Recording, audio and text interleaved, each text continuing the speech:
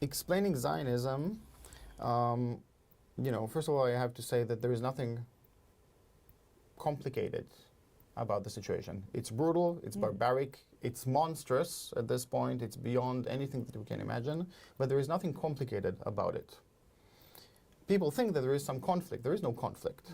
There was no conflict between the slaves and the slave owners. There was no conflict between the black people under the boot of apartheid and the apartheid regime. There was no conflict between the partisans and the Nazis. They were fighting each other, but it was not a conflict. The Warsaw Ghetto. The Warsaw Ghetto uprising. Yeah. And right now, the Gaza Ghetto uprising. The struggle that exists between Palestinians and the Zionists who are there to oppress, subjugate, dominate, terrorize, and now genocide is not a conflict. It is the struggle of the people, the indigenous people, who are struggling for their liberation from the system of oppression, domination, and terror. That is what it's about. And the only way forward is obviously to abolish that system of oppression, domination, and terror, which is the Zionist race state. Everything that it has ever done since its very creation. Democracy. Yes. Now, going back to the Nazi era for a moment, it is important to mention about the Zionists, the level of complicity with the Nazis. And usually I give the two examples from 1944, which is really like the height of Nazism, when everything was pretty much known. There was initially Yoel Brandt, who was a Zionist, but he was still very concerned about saving Jews from Europe. And Yoel Brandt arrived at a position where he was negotiating with Adolf Eichmann that I mentioned before. And Eichmann offered Brandt this deal, which kind of was mind-boggling for Brandt. Eichmann offered to free 1 million Jews, mostly from Hungary, in exchange for 10,000 truckloads of goods, coffee and soap and whatever the Nazis needed. And even offered, as a first installment, to have 100,000, 10%, 100,000 people for 1,000 truckloads.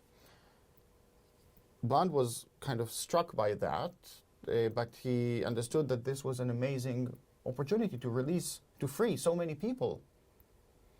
So he immediately contacted his his Zionist bosses. And as he was en route to Palestine to meet with them, the Zionists were organizing. They made sure that he will be arrested on the way. I think he was arrested in Turkey, if I'm not mistaken. And he was held for several months in silence, basically, being arrested. This was in 44. Yes, 1944. Now, and this deal that Eichmann offered is called goods for blood, basically. This is kind of the term, the name that was given to it. Brandt was arrested. He did not carry on the negotiation. Another person was appointed, Rudolf Kastner. Rudolf Kastner, who was a Zionist, who didn't care so much about saving Jews from Europe, he carried on the negotiation with Eichmann. At that time, he was also handed what's called the Werber-Wechsler report. Werber and Wechsler were two Jewish prisoners in Auschwitz extermination camp. They were there for a few years. They managed to escape from there. Probably the only people that we know that managed to escape and survive. They wrote a comprehensive report about the horrors of Auschwitz extermination camp, detailing everything, including maps, including all the practices that were taking place there. They handed this to Rudolf Kastner. Kastner made sure to hide that report and never publish it. At the same time, he was negotiating with Eichmann not to release 1 million Hungarian Jews, but to release 1,600 people. Most of them were basically the Zionist elite and people from his own family. So there was this Kastner train of those people that were allowed to leave untouched. And this is what Kastner achieved. This tells you a lot about the view of the Zionists, not just this or that Zionist, it wasn't just Auto-European, it wasn't just Kastner, it was the Zionist institution. This is how they looked at it. They did not care at all, even when they were handed this on a platter to save Jews from Europe. Their interests were completely different. So whenever anyone comes up with these myths about Israel being a safe haven for Jews, it was never a safe haven then, it is definitely not today. Okay? The Zionist race state, which is a race state by design, is all about conflating criminal supremacist Zionism and Judaism. It is all about actually putting Jews in jeopardy. Back then, during the Nazi era, to this day. Yeah, it doesn't seem very safe. And I mean, it's not only with the Palestinians. We heard, I mean, before 7th of October, a little while before, there were tons of demonstrations in Israel against the changing of the constitution. We had that a lot in our media anyway. But that's not really true, is it? Correct.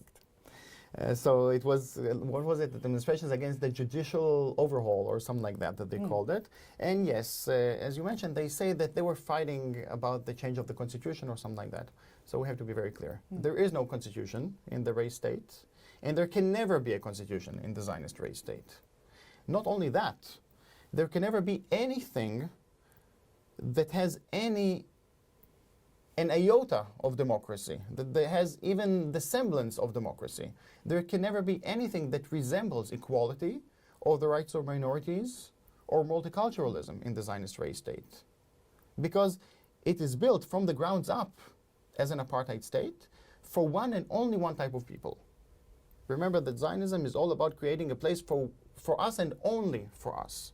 Now, how can you create a place for us and only for us in a land that is already inhabited by other people, the Palestinians? There's only two ways to go about it. It's either ethnic cleansing or genocide. It's either driving away the indigenous people or killing them all. It started from the get-go as a concerted effort of ethnic cleansing,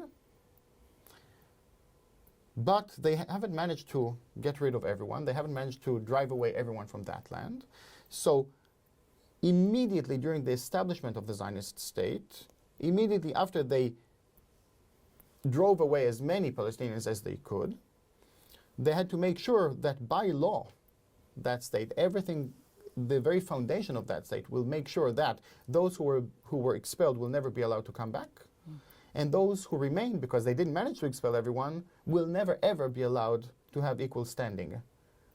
And there cannot be even a semblance of democratic practice in that state, because everything about it is for one and only one type of people, at the expense of all the others. But, as I mentioned, the liberal Zionist discourse, those Zionists who are just as racist and supremacist but speak the human rights discourse, their language was quite effective. Their propaganda was quite effective. So people believe that there is something democratic about Israel, even the only democracy in the Middle East. Maybe, you know, when there was the Arab Spring, we said, oh, maybe finally there will be the first democracy in the Middle East, like Egypt or something like that. Anyway, didn't happen yet. Didn't happen yet. Maybe there will be one democracy in the Middle East at some point. But people genuinely believe that there is something democratic about that Zionist state. That they believe that there is something legitimate about that. That it's not all about, you know, white supremacy and apartheid. But this is not the case. Having a constitution is definitely not an option. There can never be a constitution, because a constitution, by its very definition, has to safeguard some rights for all the people that fall into that constitution. And if that happens, at that very instant, Zionism is over. But I'll give you a simple example. My nationality, according to the state of Israel, is not Israeli. There is no such thing as Israeli nationality in Israel, because it's a race state. It cannot acknowledge having an Israeli nationality. My nationality, according to the state of Israel, is Jewish. My fellow citizens, who are also citizens of that state, they have another nationality, if they are not among the privileged group, their nationality would be Arab or Circassian or Druze. The State of Israel recognizes over 130 different nationalities, including Norwegian, for example, but there is one nationality that they will never ever recognize. It's not Palestinian, it's Israeli. Why?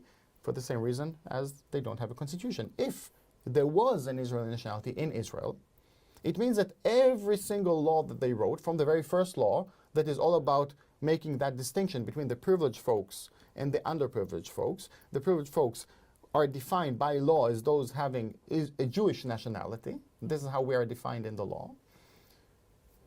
If there was an Israeli nationality, again, it would create some basis for equality. The moment that that happens, there's no more the Zionist race state. It's over in an instant. Every single institution, every single law that was ever legislated is based on that distinction, and that distinction alone.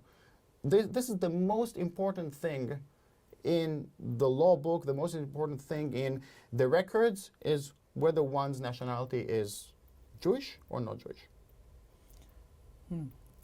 So Israel claims to have a constitution. It doesn't. They have what they call constitutional laws, which are not nothing to do with the constitution. It's basic laws or laws that are difficult to change. One of those laws, or one law that was legislated in the past decade, is called the Jewish Nation-State Law. And that made a big fuss. The Jewish Nation-State Law is clearly a racist law. There's no question about it. It says that basically Israel is only for one type of people at the expense of all the others, etc. We don't have to go into the law exactly.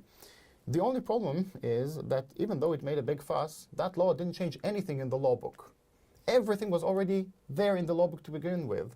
The only difference is, as we mentioned before, what was implicit has become explicit. And this is actually a positive change that is happening. Everything that was implicit, it was in the law book all along, but people still believed that Israel is a democracy, believed that there is something legitimate about that place.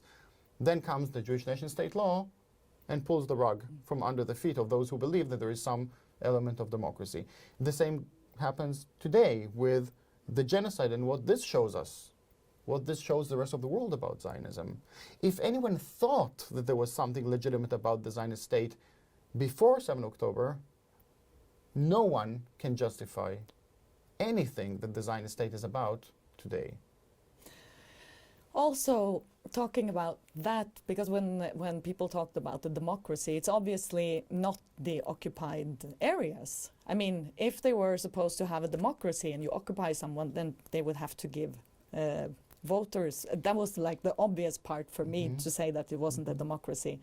But then I didn't know all the different laws for different ethnicities inside of Israel. I think also there's different schools and different school books for the different, if you're Druze or if you're a Muslim or if you're Yes, so it's a very sophisticated form of apartheid. Unlike the South African model of apartheid, which was quite literally a matter of black and white, Israel created a much more sophisticated form of apartheid where everything about it is apartheid, but there is still some sort of a layer on top, a skin-deep layer that looks like a democracy, that feels like a democracy. For example, there is a parliament where Palestinians can theoretically participate in, only that their participation means absolutely nothing. The best case scenario for a Palestinian who is a citizen of Israel, what Israelis call Israeli Arab, or what we call 48ers, those who live in Palestine 48. There's Palestine, which was occupied in 48, and later on Palestine, which the rest of Palestine was occupied in 67. Okay, so those who were occupied in 48 and were not ethnic cleansed, who remained on their land, they're called 48ers. So those 48 Palestinians who participate in the parliament, one of those basic laws, no constitution, one of those basic laws says that a member of Knesset, a political party cannot run for election, and a political candidate cannot run for elections if they deny Israel as a quote-unquote Jewish and democratic state. Now, the only way to understand the combination of Jewish and democratic is if you replace Jewish with Zionist and if you replace democratic with apartheid. So instead of Jewish and democratic, let's call it what it is, Zionist and apartheid. Then it all makes sense.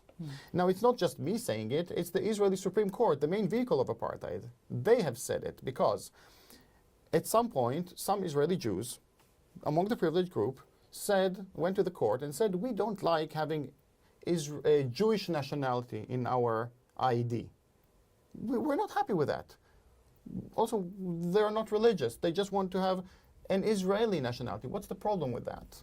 They went to the Israeli Supreme Court, the main vehicle of apartheid. The court deliberated for a long time. All the judges, or many of the judges, were present.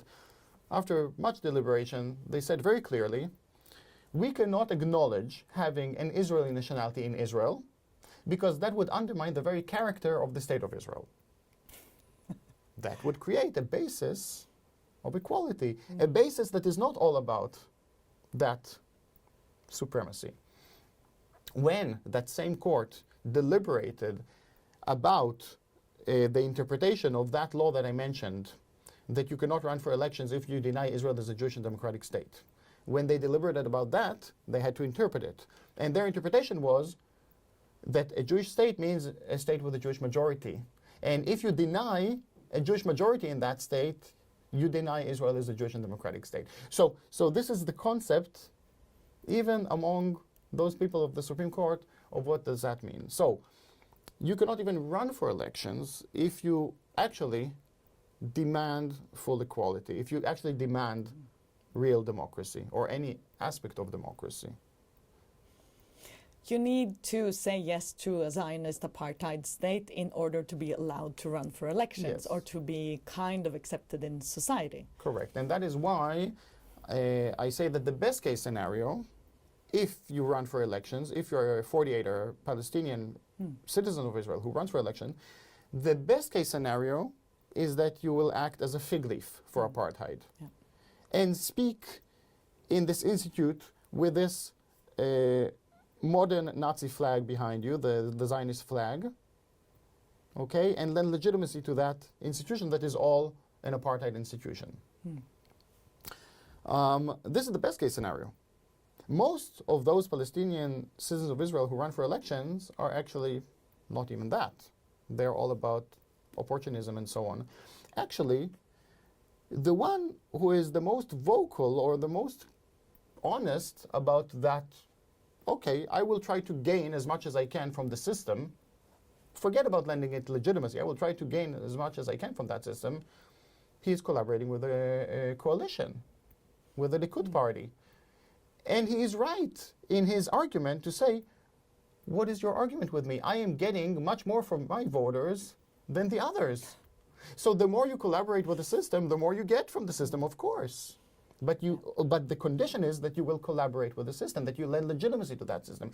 As an Israeli citizen or an Israeli dissident, because I am opposed to everything that the Zionist state is about and everything that it has done ever since its creation, but as an Israeli citizen, the most important thing that I can do is to refuse to vote to that parliament.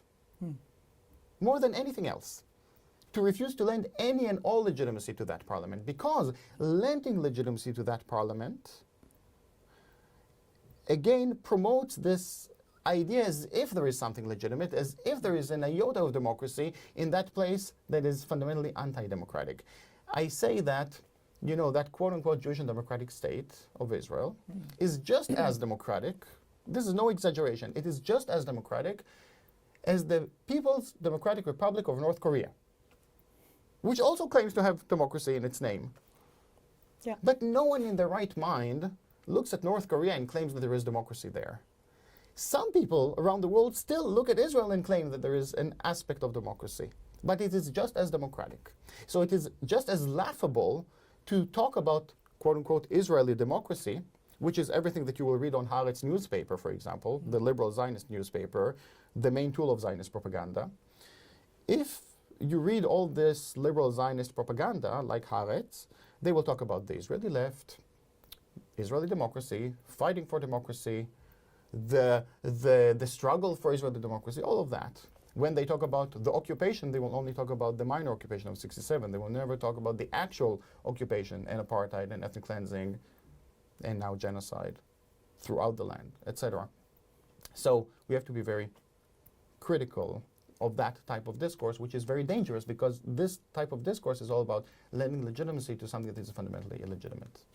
It's kind of weird now, I mean, long time after, and now 2 years after the genocide started, to talk about Israel as Israel and Palestine, to be there as these two states where one part will continue their ethno-religious apartheid state, and the world will think that that's okay.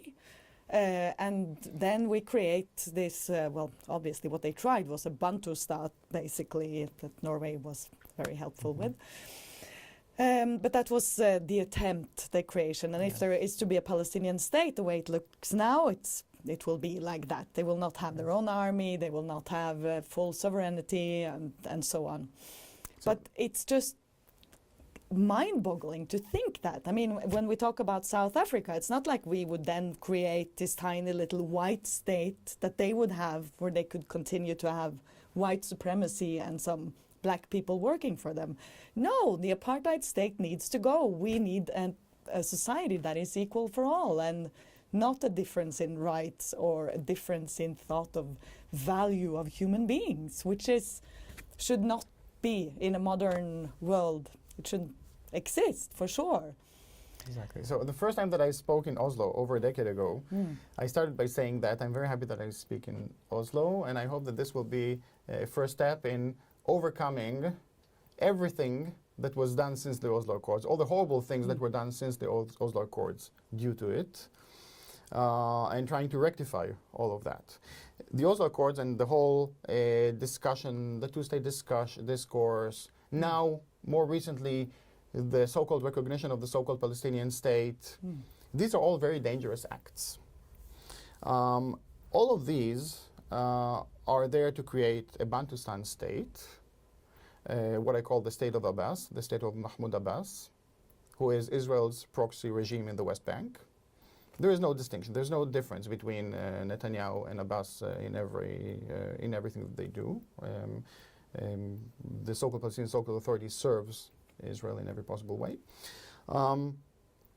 And creating that so-called Palestinian state on part of Palestine, first of all, doesn't solve the main issues, just like the Oslo Accord didn't solve the main issues. And the main issue is the rights of the refugees.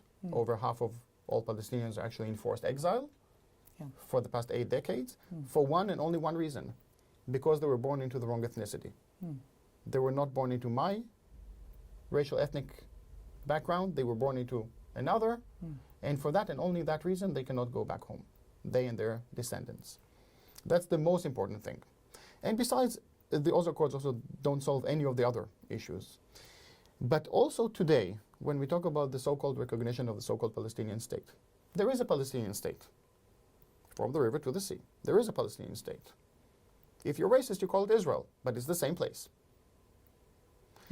The problem with acknowledging that so-called Palestinian state is that implicit in that is also the recognition of the so-called State of Israel.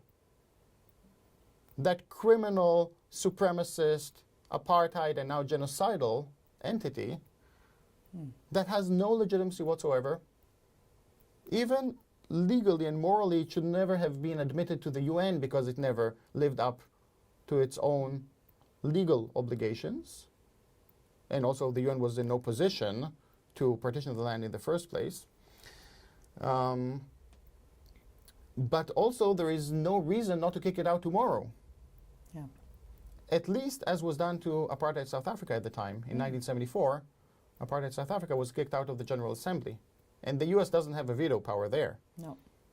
There's no reason not to do it tomorrow. And the only reason that it doesn't happen tomorrow is because all the countries of the world other than Yemen are complicit in crime. Yeah. And this is really important to understand, that what we need is not to recognize another so-called Palestinian state, UN State 194. Palestine already exists, as I mentioned. Some people call it Israel. What we need is to acknowledge UN Resolution 194, the rights of the refugees to go back to their homes. This is the important part. And the other thing that needs to happen at the UN is not to recognize, the so-called Palestinian so-called authority and their so-called Palestinian state, but actually to de-recognize Israel. This is what is needed. This is the struggle that we have today. The need to de-recognize, to delegitimize any and all legitimacy that still exists in some people's minds about that criminal apartheid state. As you mentioned, just like apartheid had to be abolished in South Africa, slavery had to be abolished in the US, Zionism has to be abolished. This is the struggle. This is why I say that we are in the midst of the struggle against Nazism, fascism, Zionism. And all of these need to be abolished. This is the struggle for humanity. And I'm not exaggerating here. We see how the fascist forces are united. We need to have the anti-fascist forces uniting all over the world. Luckily for us, while Israel and all the others, they have the guns and they have the political clout, we have the people. We have the hearts. We have the millions and the billions on our side. And we have to mobilize, and we have to do that. It's also, it's not only Israel that has been shaped and formed from forces from outside. If you look at Qatar and the United Arab Emirates or Saudi Arabia, Egypt, they're all puppets. They are either ruled maybe a little by Israel, but very much by the US.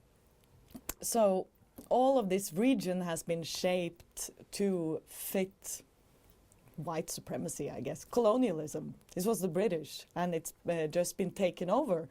Where we just gave the Nobel Peace Prize to Machado, and they want us to believe that the women's rights are worse in Iran than in Saudi Arabia, and of course also it's much worse what Maduro does than all these monarchies with extreme they're dictatorships, and they're cooperating with the West. We have no problem with it. Norway was selling weapons to Saudi Arabia when they were killing off Yemenites. So in some way now, looking at Israel, this is a little bit new to me. I'm quite in shock also for the reaction that came in Europe when all this was happening, in the way that I was growing up, the shame from the Second World War. And it seems like this colonial mentality never went away, basically. So it is absolutely correct that the colonial mentality never went away, only that Israel is the last colonial project. Yeah. So it is a colonial project at the time of decolonization, when decolonization has already started. So it is kind of a bit out of its time. Yeah. And maybe that's why it's such a kind of a glaring example of all of that. Because if it would have been done a century earlier, far less people would have raised an eyebrow. It was just a thing to do, maybe. Because fundamentally, Zionism is, you mentioned before, white supremacy. It is about white supremacy. Or if people are not inconvenient with the term white supremacy, even though whiteness is not about skin color, it's a construct, the concept of whiteness. But if they're not comfortable with the term white supremacy, they can use racial or ethnic supremacy. The one thing that I totally negate is when they use the term Jewish supremacy. And this has become a trend these days, the term Jewish supremacy. You have, obviously, the liberal Zionists who are promoting it, B'Tselem, the Zionist organization B'Tselem, that published absolutely terrible reports about apartheid and genocide, which have nothing to do with Israeli apartheid and with Israeli genocide.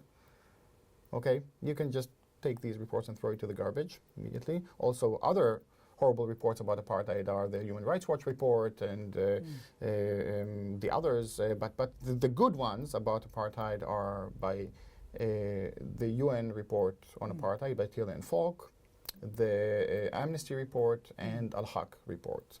And about genocide, we're still waiting for the good reports to come out. In any case, the term Jewish supremacy is kind of propagated by these liberal Zionist organizations like B'Tselem, by these liberal Zionists like Peter Beinart, for example. Unfortunately, I see others like Norman Finkelstein now kind of coming up with that and kind of pushing with this type of narrative, but also people who are completely anti-Zionist. For example, I saw some video by Leif Maruf, who talks about Jewish supremacy. So you have kind of across the board, as I said, it's like a trend that everyone is now talking about Jewish supremacy, and that is a really, really dangerous terminology, and I think it's totally moronic also. First of all, there is absolutely no connection whatsoever between criminal supremacist Zionism and Judaism, which is a religion and nothing else. There's no connection whatsoever. And any and all conflation between the two is in itself racist and even anti-Semitic. And I'm happy to go into that and explain why that is so. But if we accept that there is a difference between criminal Zionism and Judaism, which is a religion, then calling the supremacy that is inherent to the Zionist state, calling it Jewish supremacy, just because the Zionists call themselves Jews, and just because the Zionists claim to represent Judaism, that falls into the trap of Judaism, as if they are representative of Judaism, as if when they talk about Judaism, it is representative of that. And so Zionism tries to make Judaism into something else, not the religion that it is, but some sort of nationalism or ethnicity or anything else other than religion.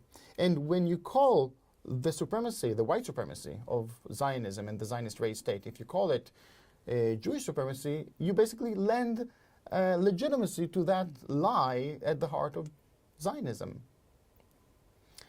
So that's kind of the simple way of explaining it. If you want, I can kind of explain more how the two simply don't sit well with each other. I think most white supremacy that is honest, also the Nazis were talking about Christianity. If we talk about the Islamists, also these movements, most Muslims would say that that has nothing to do with Islam also. So the Zionists claim to speak on behalf of Jews, exactly like the KKK claims to speak on behalf of Christianity, and ISIS claims to speak on behalf of Islam. But no one talks about the KKK as Christian supremacy. No, we understand it for what it is. It's white supremacy. Okay? Just by the fact that they claim to represent Christianity, if you read any of Jesus's doctrine, teachings, you will understand that they don't represent that. And the same also applies to all the other religions that we mentioned. But just by the fact that the most extreme supremacist, fascist, etc. forces claim to speak on behalf of something doesn't mean that we have to use their terminology. That is true. Also, about the Spanish Inquisition, we don't call it necessarily like, Christian supremacy. We understand that there's other types of Christianity, right? And that Jesus wouldn't necessarily have been accepting of the Inquisition. The Lord's Army in Uganda. Yes. Or the Tea Party. Are they Christian? It doesn't sound very, I'm not religious, but I'm kind of a fan of Jesus. I think he was cool. He definitely stood up for the poor. Yes. They don't. So which Bible did they read? But not even the 10 Commandments, let alone the 613 that they are supposed to abide by if they are Judaism. Jewish. Yes. Yes. So you try to stop this genocide.